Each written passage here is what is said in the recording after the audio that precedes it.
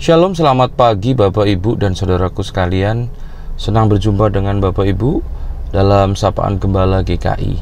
Saya Pendeta Julius Perdana Putra dari GKI Aji Barang akan bersama dengan Bapak Ibu bergumul untuk firman Tuhan. Mari sebelumnya kita berdoa. Tuhan Allah kami yang ada di surga, terima kasih penyertaan-Mu yang boleh kami rasakan, dan saat ini penyertaan itu dapat kami alami ketika kami membaca, merenungkan, dan mendapatkan pesan firman Tuhan bagi kehidupan kami. Karena itu bersabdalah, berfirmanlah, dan tuntunlah kami di dalam perenungan saat ini. Terima kasih Tuhan Yesus. Amin.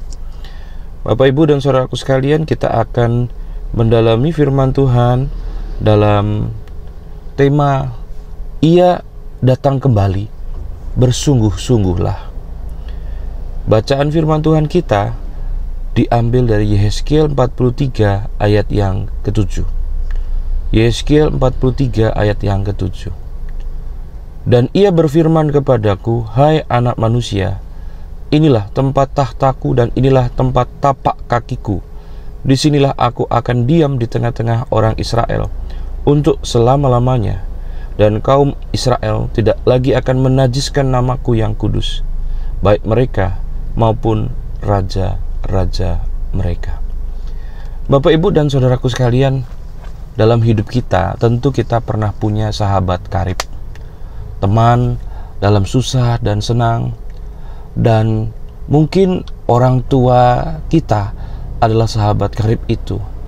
Mungkin seorang yang seumuran dengan kita, teman sekolah, teman kuliah, teman di dalam lingkungan tempat tinggal kita, itu juga bisa jadi sahabat karib kita. Bahkan juga Tuhan adalah sahabat karib kita. Kenapa kita membutuhkan seorang sahabat? Kenapa kita membutuhkan seorang yang berjalan bersama-sama dengan kita? Karena tentu kita tahu bahwa kita adalah rapuh. Kita membutuhkan pribadi lain yang menjadi penguat, penolong, yang akan memberikan semangat ke dalam kehidupan kita, memberikan penghiburan di kala susah, memberikan kepada kita sebuah apresiasi di saat kita butuh, dan berbagai macam kebutuhan-kebutuhan tentang persahabatan karib. Nah, Bapak, Ibu, dan saudaraku sekalian, ketika kita ditinggalkan oleh sahabat karib kita, oleh orang tua kita, oleh teman kuliah kita, teman sekolah kita, teman di lingkungan rumah kita, karena perbuatan kita yang tidak benar. Misal kita mendurhakai orang tua kita, mungkin kita salah berkata, atau dalam emosi kita meledak-ledak dan menyakiti hatinya, dan akhirnya ia tidak lagi mau bicara dengan kita sebagai anak. Ataupun ketika kita punya sahabat, tetapi di dalam sebuah keadaan yang dilematis, kemudian kita mungkin tidak memberikan apa yang patut kita berikan sebagai sahabat. Kata-kata kita ketus, dan berbagai macam perbuatan-perbuatan yang tidak pas di hati saudara kita, sahabat kita, teman kita. Dan pada saat itu relasi menjadi renggang. Biasa dia yang ada bersama-sama dengan kita sekarang meninggalkan kita karena keadaan kita yang tidak pas kepadanya. Itulah yang sedang dialami dan menjadi konteks pembacaan firman Tuhan kita.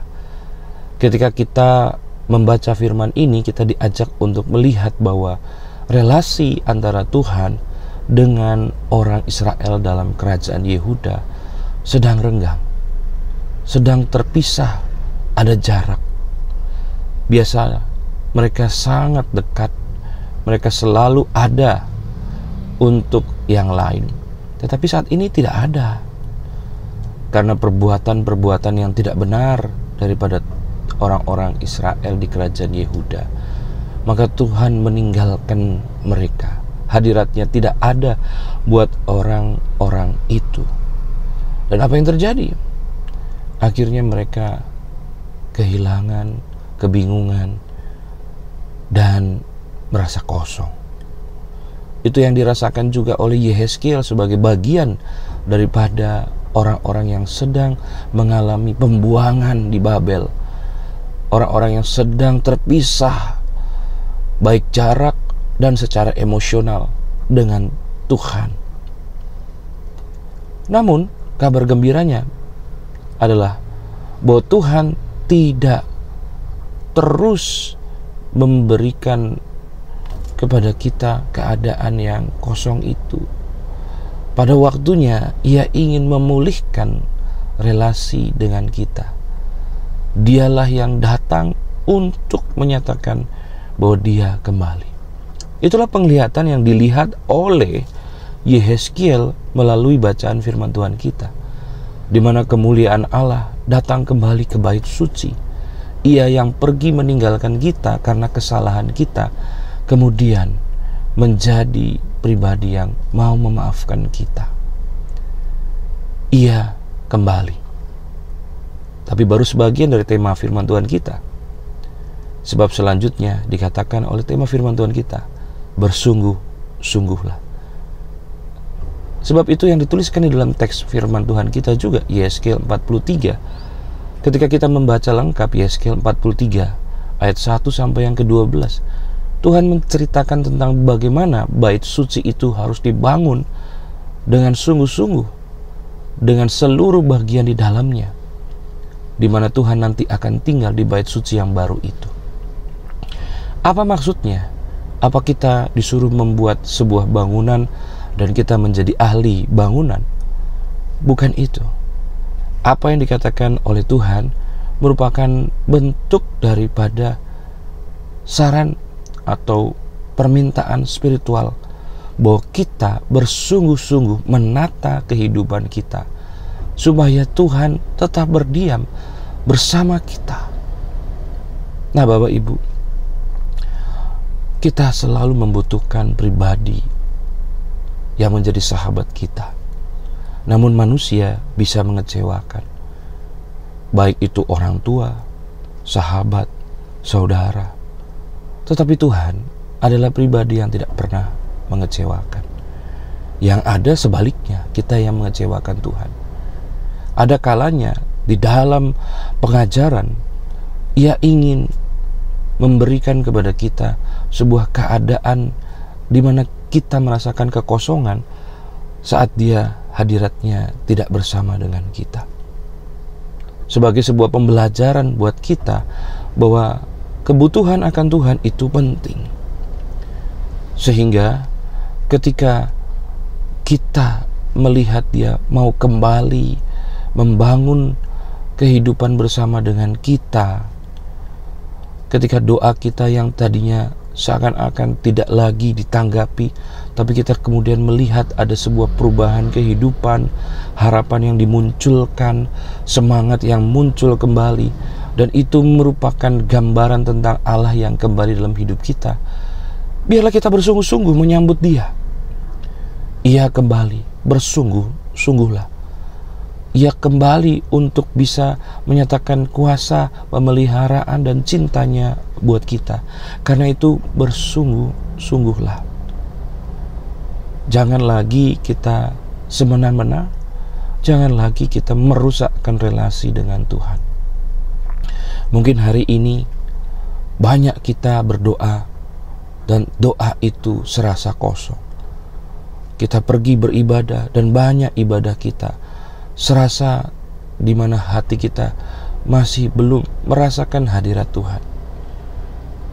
Tuhan mau mengajar kita bahwa mungkin ada relasi yang renggang, yang rusak, yang kita sendiri yang mulai di hadapan Tuhan melalui dosa kita, melalui rasa cuek kita yang sering kali meninggalkan komunikasi yang akrab dengan Tuhan.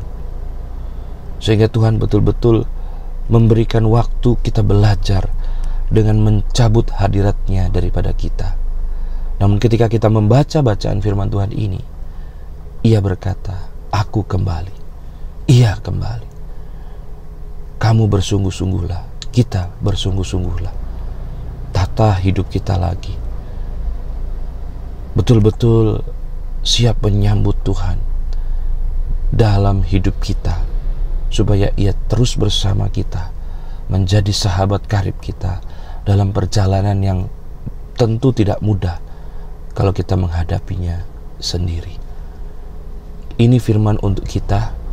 Biarlah firman ini menjadi pengingat, menjadi teguran untuk setiap kita. Amin. Mari kita berdoa. Tuhan, kami mengucap syukur bahwa di dalam hidup ini tak pernah sendiri. Engkau memberikan manusia-manusia di sekitar kami yang menjadi keluarga, menjadi sahabat dan saudara, yang menemani kami. Namun ada kalanya mereka tidak ada. Hanya Tuhan yang selalu ada buat kami. Tetapi keberadaan dan hadirat Tuhan seringkali kami abaikan, kami cuek, kami tidak menjaga dengan baik, dan mungkin kami malah mendurhakai akan keberadaan dan kuasa kasih Tuhan yang memelihara hidup kami. Sehingga ada masa di mana Tuhan seakan-akan meninggalkan hadirat dan tidak merasakan kami lagi mengalami Tuhan. Dan kami bingung, kami berdoa serasa kosong, kami beribadah serasa hampa. Bersyukur bahwa pagi ini Engkau memberikan firman kepada kami. Itulah keadaan orang-orang pembuangan Babel. Itulah keadaan dan hati dan pikiran yang dirasakan oleh Yehezkiel, nabimu. Namun Engkau menyatakan bahwa Engkau kembali untuk Yehezkiel dan untuk orang-orang yang sedang dibuang itu. Sekarang, kalau Engkau telah kembali, apa yang menjadi tanggung jawab kami? Menata hati, bersungguh-sungguh memberikan hidup kami untuk Tuhan bertahta menjadi Raja. Biarlah kami dapat melakukannya, Tuhan. Betul-betul kami boleh melekat dekat dan menghargai Tuhan dalam hidup kami. Inilah doa kami, inilah kami yang telah menerima firman Tuhan dan siap melakukannya dalam hidup kami. Dalam nama Tuhan Yesus Kristus kami berdoa. Amin. Bapak Ibu, demikian perjumpaan kita dalam Sapaan Gembala. Kiranya Tuhan memberkati kita dan terus menuntun langkah hidup kita. Immanuel, Tuhan selalu bersama dengan kita.